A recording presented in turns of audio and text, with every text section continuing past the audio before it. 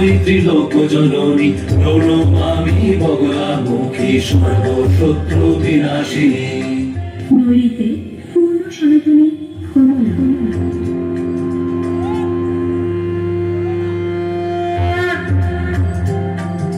সুবর্ণকান্তি কমলা দেবী বিষ্ণু শক্তি স্বরূপিণী গজবর্ষিত অমৃত স্নাতা চতুর্ভুজা সনাতনী পদ্ম পরাভয় হস্তে জগৎ পালনকারিণী প্রণমামি কমলা দেবী সর্ব সৌভাগ্যদায়িনী।